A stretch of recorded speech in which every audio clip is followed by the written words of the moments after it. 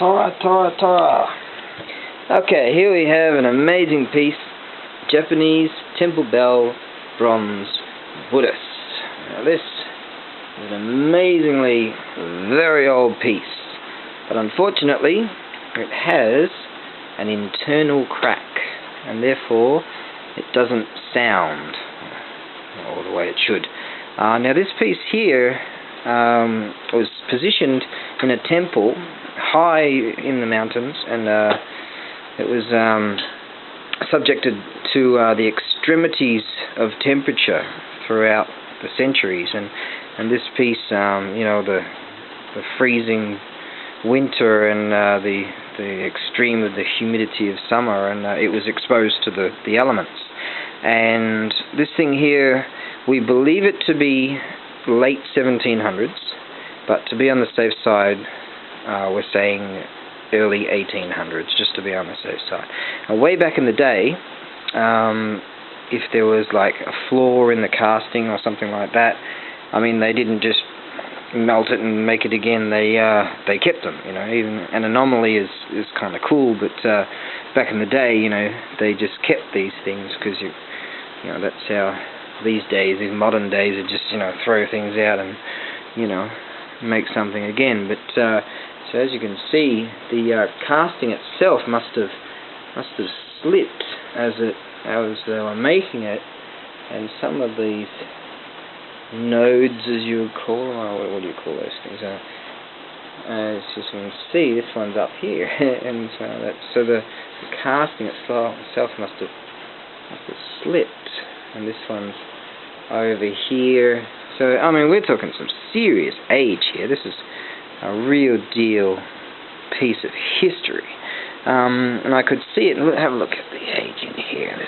Wow, it's just age, just age. There's no visible cracking in it, but it does have internal flaw, and you'll see that it's been struck so many times over the centuries. It's just amazing.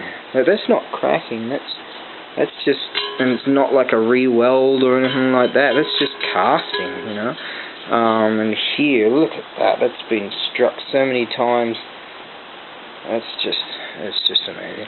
And it's got quite a bit of a bend there. Looks like it might have either taken a dive or it's been misstruck and hit there, you know, 500,000 times or something. And also there. So, and as you can see, all these strike marks. That's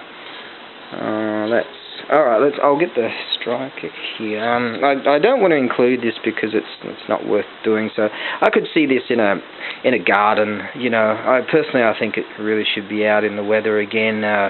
You know, just so it can, you know, feel the wind.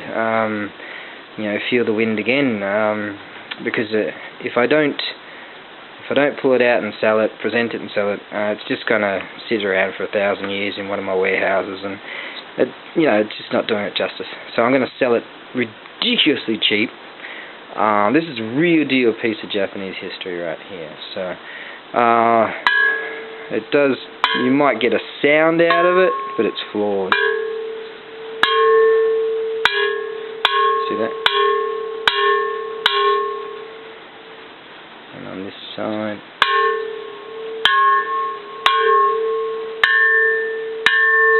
So it's not bad there.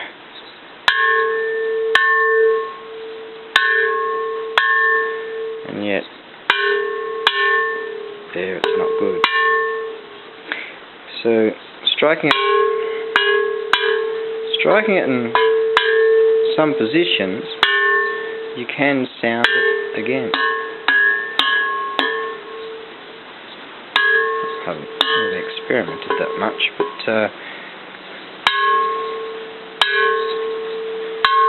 right there, not there. So it's a very heavy, thick bell, and I'm thinking of sending it via sea mail, in order to just, you know, the cheapest freight cost possible. It's going to be extremely cheap. We're talking hundreds of years old. This is real deal. So it's just sad. I mean, if it wasn't internally flawed, we're talking some serious money here. But that's that. I do feel that it just deserves to be out there again, feeling the wind, and so people can appreciate it. And that's the way it is. Look at all these strike marks here, just over the centuries. Maybe, I don't know, a missed shot there. It's just, wow. This is a superb piece, and it is what it is. That's that. Okay, so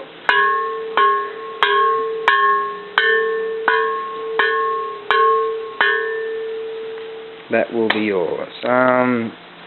Yeah, that's just art now. It's not functional as it was once, but these days, I mean, that's art.